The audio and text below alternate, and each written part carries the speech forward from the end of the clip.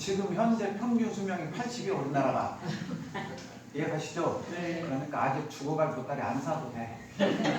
내가 이제 75살이 넘었다 하신 분들은 이제 그때 보따리 사, 그게 이제 이 법문분들을 볼 때 시대에 맞게 해석을 해야 돼요.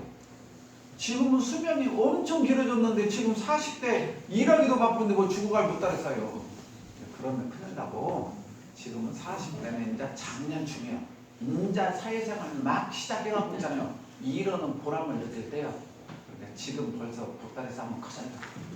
그러니까 내가 이제 75살도 넘었다, 몸이 좀 자주 아프다 하신 분들은 조금 빨리 하시고, 아직도 나는 건강하고 왕성하다 하시면 80대부터 싸시면 됩니다. 알으셨죠? 네. 그렇게 이제 보시고 이 본문을 보시면 돼요. 우리들이 존경하는 특히 동아시아, 중국, 한국, 일본에서는 유교 문화에 많이 젖어 살아요. 특히 우리 김성덕 영가가 사실 때만 하더라도 다 우리 유교 문화에 젖어 사실 때요. 공자님께서 이 생사에 대한 법문이 생사는 천명이하여 생자는 필면이라 생은 수냐라지만 사는 무수냐니라. 이 말이 무슨 말이냐? 태어나고 죽는 것은 하늘이 주관하는 것이다. 그러니까 우리가 인명은 제천이다 그런 말 들었죠? 이 말씀의 원문이 사람이 죽고 사는 것은 하늘이 좌우하는 것이지 내가 어찌할 수 없다 그 말이요. 또 태어나는 데는 순서가 있지만 그죠? 죽음에는 순서가 없다. 태어나는 데는 순서가 있는데 죽으면 순서가 없다. 그러니 대종사님께서 나이 40이 넘어가면 죽어갈 보따리를 싹 했는데 오늘 이 자리에 함께 하신 우리 자녀분들, 우리 교도님들 잘 생각을 하셔야 돼요. 오늘 이 앞에 김성덕 영가께서 해주시는 법문을 들을 자리야 돼요. 법문을. 오늘 아버지 종제식에 참석으로 왔다 하면은 50점이에요. 50점. 50점은 빵점이면 100점 만점. 50점은 지금 아버지가 영정에서 무슨 말씀을 해주는가, 무슨 말씀을 해주는가. 야야, 오늘 밤이라도 저승사자 보면 네가 내일 저기에 있을 판이다. 오늘 밤에 여러분도 오늘 밤에 저승사자가 나 데려간다는 보장이 있어요? 없어요? 없어요. 몰라. 아무도 몰라. 그럴 때 과연 나는 생사해탈에 자유자재하는 그런 삶을 살 수 있냐? 그걸 돌아봐라 이 말이에요. 오늘 이 자리에서 나는 그걸 못해서 힘들다. 지금 아버지가 그 말씀하고 계시는 거잖아요. 그래서 아버지 잘 가라고 이렇게 오셨잖아요. 도인들 가는 데는 올 필요가 없어. 도인들 스스로 알아서 가니까.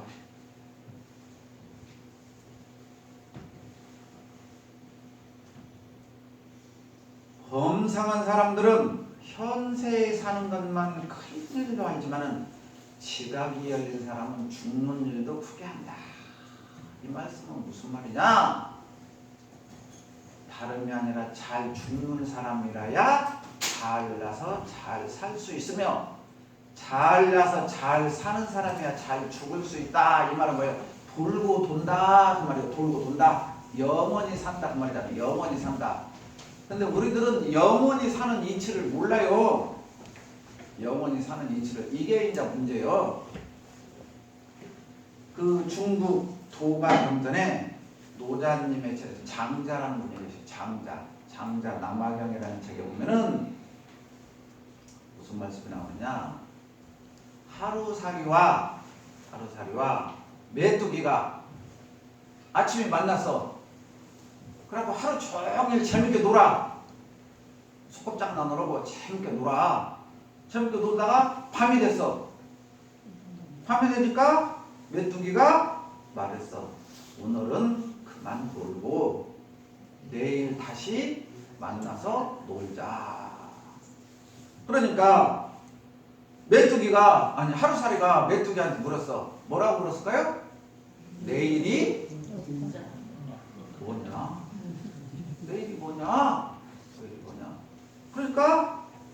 메뚜기가 대답을 했어. 캄캄한 밤이 지나고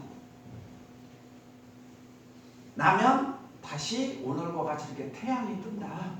그 태양이 뜰 때 우리 또 만나서 놀자. 맞아요? 들려요? 맞죠? 근데 하루살이는 이 말을 알아들어요? 못 알아들어요? 못 알아들어. 메뚜기가 여름 한철을 재밌게 놀았어. 여름 한철을 재밌게 놀았어. 누구하고 놀았어요? 메뚜기가 여름 한철을? 개구리하고 놀았어. 개구리가 야야 이제 우리 날씨가 너무 쌀쌀해지고 추우니까 내년 봄에 만나서 놀자. 내년 봄에 만나서 놀자. 그러니까 메뚜기가 개구리에게 내년이 뭔데? 그러니까 개구리가 설명해요. 이 추운 겨울이 지나고 그때 눈도 왔죠?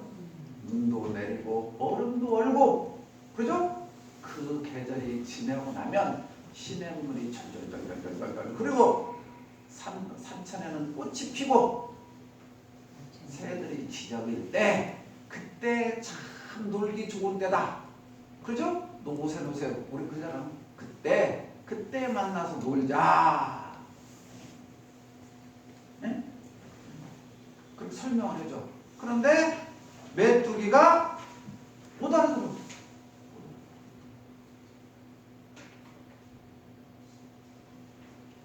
경전 말씀은 거기서 생략을 해놨어.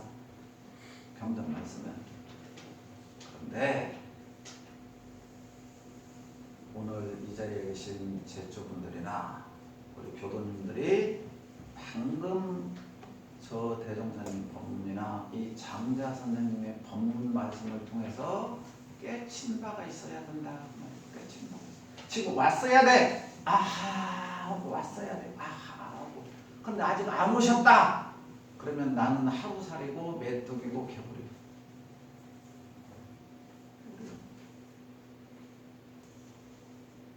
인간과 이 뒤에 생략된 구절이 그거예요. 인간과 개구리가 무슨 말인지 알았어요? 1년 내내 놀아. 1년 내내 놀아. 한 생을 놀아. 한 생을. 그러고 나서 사람이 개구리에게 우리 다음 생에 만나자. 그러니까 개구리가 다음 생이 뭔지를 알아요? 몰라요? 몰라. 그러니까 이 다음 생을 오늘 설명해 드리는 거예요. 우리 김성동 영가가 다음 생을 알고 가셨을까요? 우리 여기 있는 자녀분들이 다음 생을 알고 계신가요? 그래서 알려드렸는가요? 아버님께? 우리 사돈어른이 알려드렸어야 되는데 좀 멀리 떨어져 있어 갖고 못 알려. 알고 계실 거예요. 알고 계실 거예요? 알고 계시면 감사합니다. 뒤를 많이 만났거든요. 알고 계시면 돼요. 알고 계시면 아주.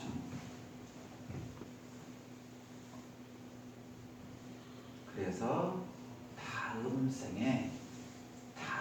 생을 가는데 필요한 물건이 있을 거다요. 그 보따리 속에는 필요한 물건을 넣어갖고 가잖아요. 필요한 물건. 그래서 보따리를 잘 챙겨라. 지금은 가방이에요. 여행 가방. 근데 대종사님 당시 때는 가방이 없었고 보따리여서 보따리. 그러니까 여기서 보따리라고 해서 지금으로 하면 가방이에요. 가방. 여행 가방 잘 싸라.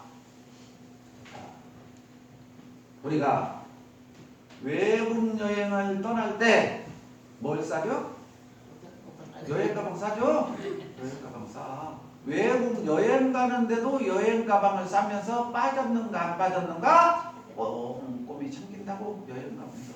그런데 다음 생에 저승길을 갈 때 여행 가방을 챙기는 사람들이 없어.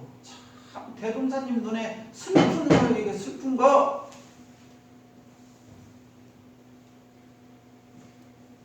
메뚜기가 하루살이를 보고 슬프고 개구리가 메뚜기를 슬프고 사람이 개구리를 보고 슬픈 거야. 그죠?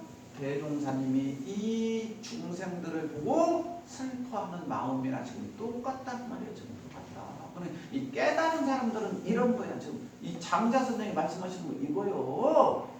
너희들이 알고 있는 것이 전부다라고 하지 말아라 그 말이요. 너희들이 알지 못하는 것이 무수히 많다 그 말이에요. 너희들이 알지 못하는 것이. 그런데 왜 너희들은 너희들이 안다고 생각하고 이 성자들의 말씀대로 살지 않느냐. 지금 이것이 들어있는 거예요. 이 말씀이. 아까 하구사리가 그래? 라고 끄떡거리고 개구리가 그래? 라고 했냐고요. 너한테 설명할 때는 못 알아듣는다고 하면서 자기가 할 때는 그냥 당연히 알아듣는다고 말이에요. 이게 우리 어리석은 중생들의 삶이라고 말이에요. 지금 이 법문을 이 자리에 있는 우리들에게 하는 거예요.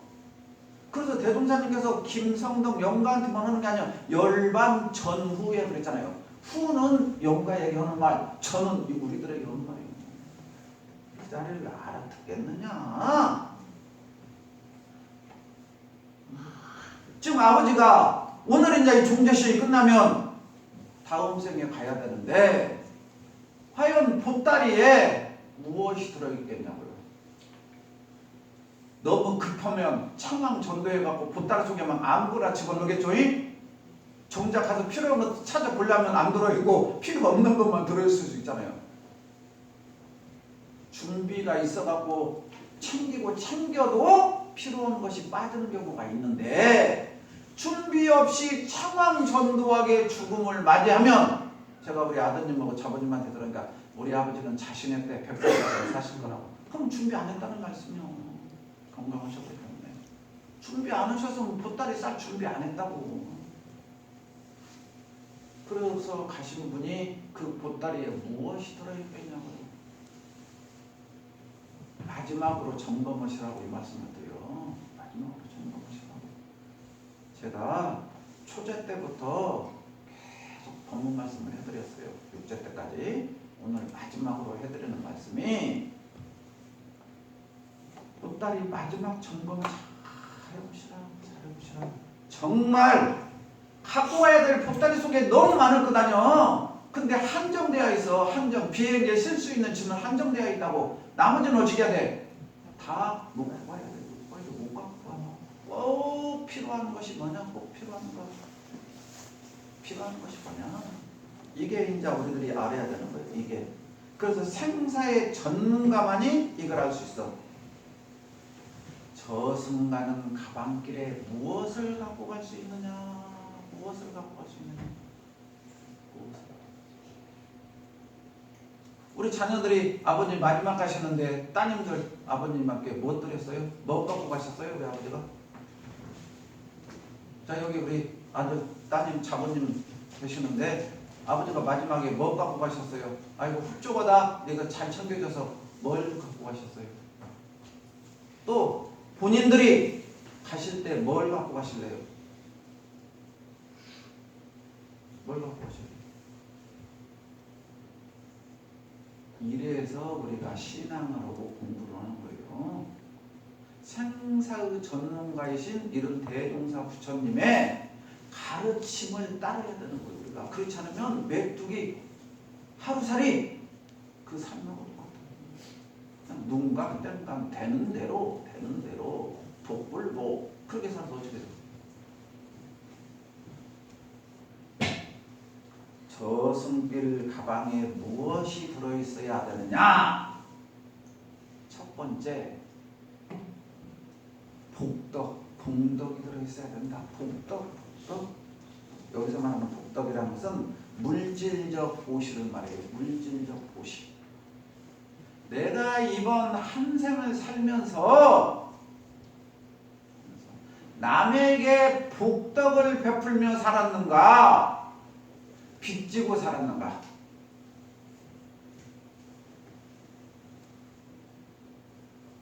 우리 아버님이 가시면 자녀손들 한번 생각해보세요. 우리 아버지 복전에는, 우리 아버지 창고에는 복이 많이 쌓여 있을까? 빚이 많이 쌓여 있을까? 이 자리에 계신 우리들 나의 저승천국 복덕천국에는 복덕이 많을까요? 죄업이 많을까요? 본전치기 인생일까요? 이걸 돌아보고 살피는 사람이 드문다는 거예요. 이걸 돌아보고 살피는 사람이 드물어. 우리 교도님들 생각해 보세요. 은행에 가면 통장 딱 넣으면은 잔고가 나오죠. 그러죠? 그러니까 보이죠? 내가 돈이 얼마 있는가. 플러스인지 마이너스인지 통장이 있고요.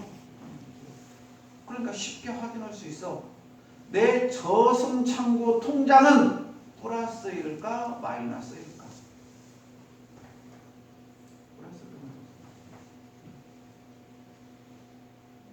그러면서 대종사님께서 그랬죠.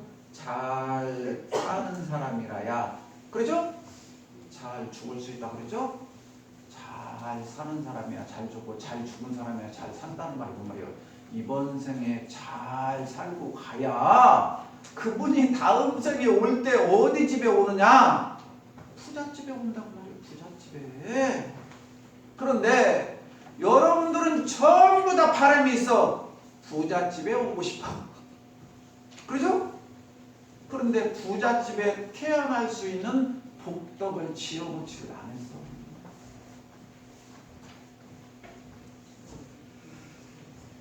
여러분들 세대는 시골에서 많이 살았을 거예요. 시골에 살면 창고가 있어요. 창고. 벼농사를 짓거나 뭐 농사를 짓는 창고에다 넣어놓잖아요. 복간이라고도 창고. 대종사님께서 그랬어요.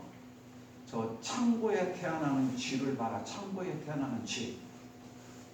저 창고에 태어난 쥐가 우리들에게 법문을 두 개를 해준다. 첫 번째는 지은 바가 많기 때문에 전생에 지은 바가 많기 때문에 어머니가 새끼를 태어났는데 어디다 태어나? 그 가마니 속에다 태어나겠어요. 알아듣겠어요? 그런데 사람으로 태어나면 황궁가에 태어난 거다. 황궁가에. 어째 이해가 가요? 황궁가. 사람도 못 먹는 쌀 가마니 속에 태어났으니까 황궁가에서 금은 덩어리가 반짝반짝 빛나는 데서 사는 거예요. 그런데 그 아름다운 공덕을 사람으로서 받아야지 쥐로서 받은 게 슬프잖아요.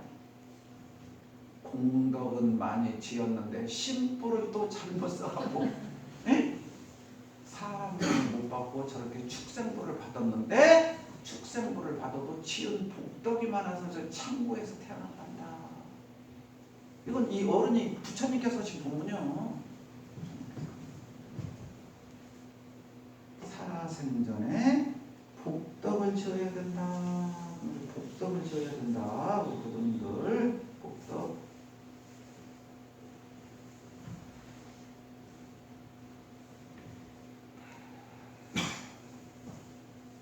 이 복덕을 짓는 것도 연습이 필요해요. 연습이. 그냥 안 돼요. 모든 것들은 자꾸 100% 연습을 해요. 오늘 작은 거라도 아이스크림 하나라도 문과사탕 하나라도 떡볶이 한 그릇이라도 자꾸 사줘봐도 하고 한 사람이 100%예요. 나중에 돈 많이 벌면 100%겠다? 그 사람 못 100%예요. 없을 때 지금부터 100%는 연습을 하시라. 저승가는 보따리에는 그것밖에 갖고 갈 수가 없다 말이요. 이번 생에 아무리 많이 벌어놔도 갖고 갈 수 없다 말이에요. 아버지가 뭐 갖고 가시고 어머니가 뭐 갖고 가셨냐고요? 아무것도 가지고 갈 수 없다 말이요. 이번 생에 내가 물질로 베풀어 준 것만 가지고 갈 수 있다 말이에요. 이게 저승가는 보따리에 필요하다고 말씀입니다.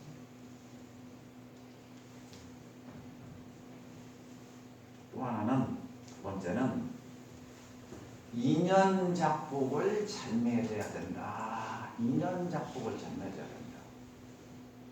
자, 우리 김성남 명가가 오늘 중재식을 일요일날 이렇게 해요. 가족들도 오시고 우리 교도님들도 한 분이라도 더 많이 오시자고. 그런데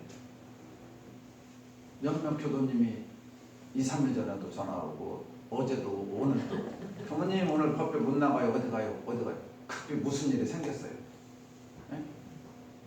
그래가지고 연락 오신 분만 9분이 오셨어. 못 온다고. 아시겠어요? 그러니까 제가 그걸 생각했어요. 이야, 부처님 말씀이 호리도 틀림없다. 날마다 잘 나오시는 분이 오늘 급한 일이 생겼다고 못 와. 이번 주에. 그건 무슨 얘기냐? 영가와 인연이 없는 거야. 알아듣겠어요? 이게 인연이 없는 거요.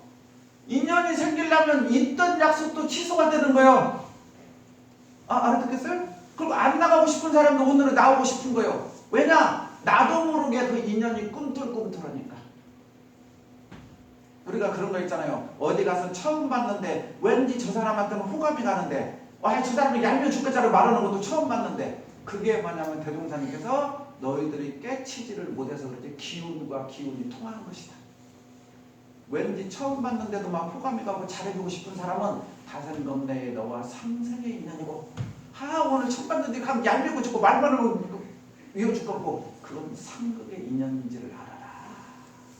그랬어요. 인연 작복을 맺어야 되는데 상생의 인연을 맺어야지 상극의 악연을 맺으면 큰일 난다. 그러면 우리가 하루 24시간 잠자는 시간을 빼고 나면 누군가를 만나. 부부간에 만나건 부자간에 만나건 형제간에 만나건 친구간에 만나건 직장 동료를 만나건 세상 누군가를 만난다 그 말이야. 만난다. 만날 때마다 말 한마디라도 행동 하나라도 표정 하나라도 상냥하게 반드시 웃는 사람인가, 인상 탁 떼서가고 그 옆에 가면 그냥 불안하고 가기 싫은 사람인가 한번 돌아보세요. 내 삶을. 이건 돈 한 푼도 안 들어가. 이런 것들은. 그러면서도 인연을 잘 맺을 수 있어.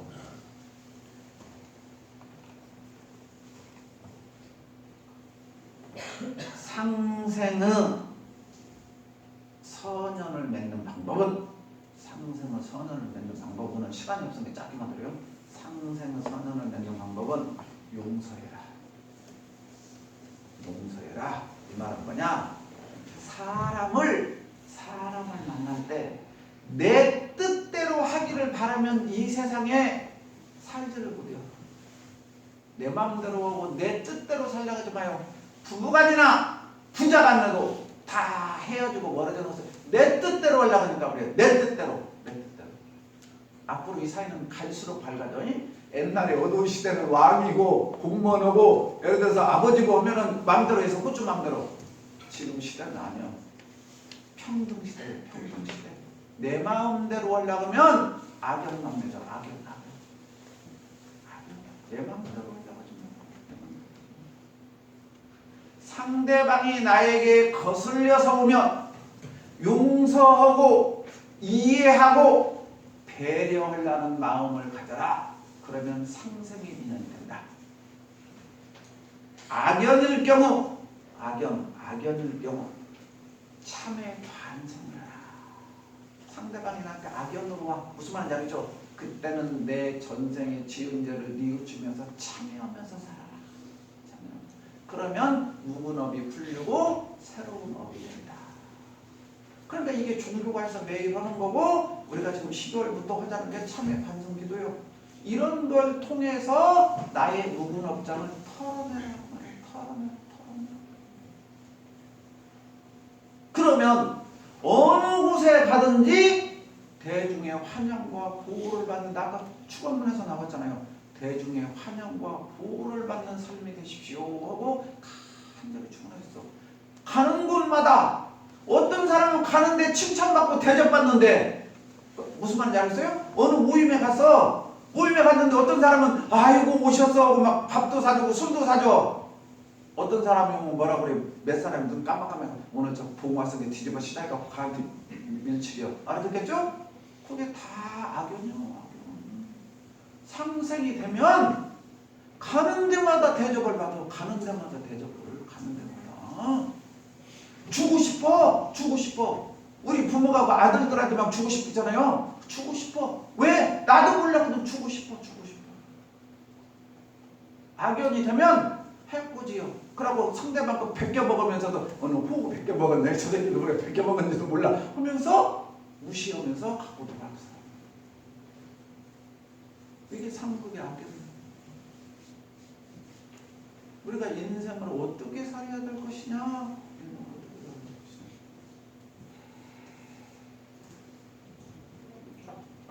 내가 마음을 넓게 쓰고, 그렇죠?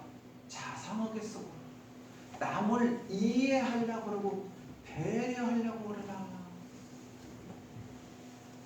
부부간에 당신 때문에 못 살아가 아니고 나 같은 사람에게 시집와준, 나같이 부족한 사람에게 장가와준 당신이 너무 아름답습니다 하고 살아야 행복하지, 당신 때문에 못 살면서 전생에 무슨 왼수가족한테 나오고 만나서 살아오면 이건 정말 힘들어.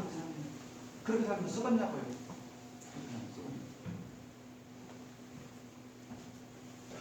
이번 생에 삶이 그러셨다면 지금 기회가 많아. 오늘부터라도 108 배우세요. 100일 기도하면서 108 배우시면서 날마다 저의 죄악을 용서해 주십시오. 저의 잘못을 진심으로 뉘우칩니다 하고 오늘부터 교당에 나오셔서 매일 108배 참여 기도하세요. 아까 그래서 영가에게 우리가 참여하게 읽어드렸잖아요. 참여하게. 내가 지금 모든 죄악 다 참여합니다. 다 읽어드렸잖아요. 저 지난 때마다. 진정으로 뉘우치고 돌아가라 말씀입니다. 공자님께서는 우리나라 사람들이 집에 액자가 있잖아요. 액자에 10손가락 안에 드는 글자예요. 이게 집에 병풍 막 있잖아요. 액자 거기에 덕불고 피유린 그렇게 6자 써진 글자가 있어요. 덕불고 피유린. 제가 이렇게 방향에 발령받아가 보니까 여기가 덕내리더라고. 덕내리. 그 목욕탕을 이 앞에 가니까 덕양탕이야. 덕양탕. 네? 덕을 기르는 탕. 알아듣겠어요?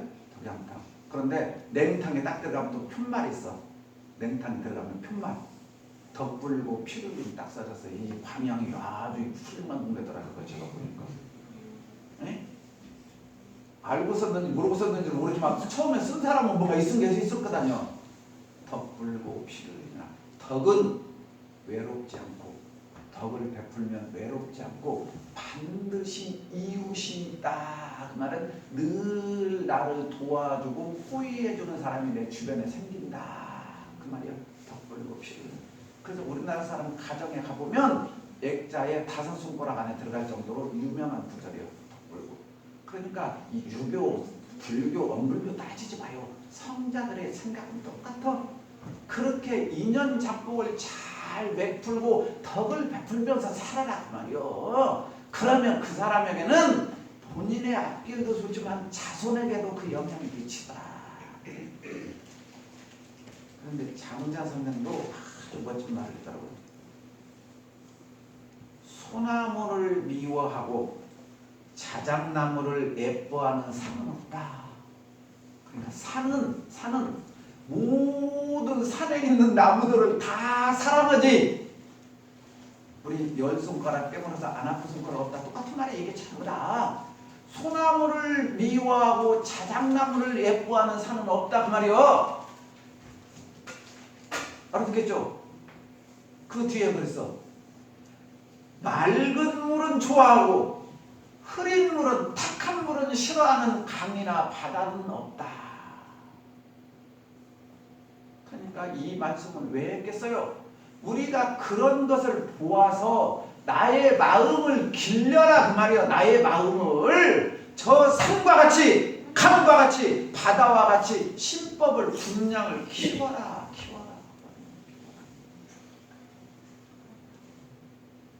그렇게 키워놓으면, 그렇죠? 가는 데마다 대중의 환영과 보호를 받는 그런 아름다운 삶이 열린다는 말이에요.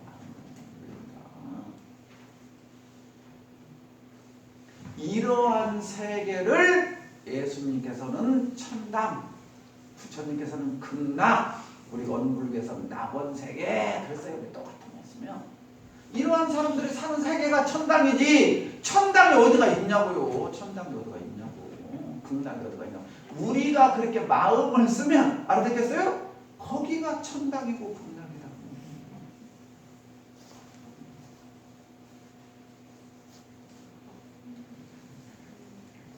저승갈 보따리에 지금 물질적으로 정신적으로 이렇게 복을 많이 지었죠. 그런데 이게 효력을 발휘하려면 청정일심을 가져야 된다. 청정일심. 그래서 저승갈 보따리에 가장 핵심이라고 볼 수 있는 것은 청정일념이에요. 청정일념. 청정일념은 거는 잘 못 보는데 마음이 깨끗한 마음. 요즘 사회 사람들 오면 마음을 비워라 비워라 하죠. 빈 마음, 봉한 마음, 내려놓는 마음. 마음을 깨끗이 가져라. 마음을 깨끗이 가져라. 이 말씀은 뭐냐? 청정하게 가져란 말은 한평생 살면서 애착, 탐착, 원착 등 얼마나 많은 생각 속에서 살고 있냐고요, 우리들이. 그렇죠? 그것을 깨끗이 피워버려라. 피워버려라. 왜 청정일념이 중요하느냐? 왜 청정일념이 중요하냐? 이거 잘 알아야 돼요. 왜 청정일념이 중요하느냐? 이건 물론은 큰일 나. 모든 깨달은 성자들이 마음을 깨끗이 해라, 마음을 깨끗이 해라, 마음을 깨끗이 하라 하는 이유가 특히 돌아가신 영가에게 청정일념을 강조하는 게 있어요. 돌아가신 영가에게. 자, 이 원리를 알아야 돼요. 자, 저 푸른 창공을 자유자재로 달리는 걸 뭐라고 그러죠? 저 푸른 하늘을 자유자재로 날아다니는 게 뭐예요? 새죠? 새. 저 푸른 창공을 자유자재로 날아다니는 새 있어. 새가 저 푸른 창공을 자유자재로 날아다니는 능력이 있는데 그 새를 잡아가지고 발에다가 실로 묶어서 돌멩이 하나만 딱 묶어놔봐. 새가 어떻게 해요? 날개를 파덕파덕 하지만 날 수 있어요? 없어요? 못 날죠? 왜? 날 수 있는 능력이 있는데 밑에 돌멩이가 무거운 것이 있으니까. 이제 이걸 알아듣게 설명하려고 부처님께서 이렇게 설명을 하는 거예요.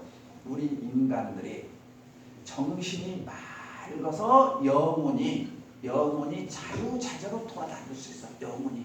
그런데 왜 청정하게 하라고 하느냐? 영혼이 막지 못하고 탐진치로 꽉 있으면 이게 무엇보다 무겁냐? 돌멩이보다 더 무거워. 애착심, 탐착심, 원착심에 묶여버리면. 그래서 우리가 그 옛날에 그 중국 무술 영화 같은 거 보면은 그 영화 마지막 장면에 나오잖아요. 그냥 사랑하는 사람들끼리 막 이렇게 이번 생에 못 이뤄갖고 우리 다음 생에는 꼭 이루게, 그러죠? 그러면서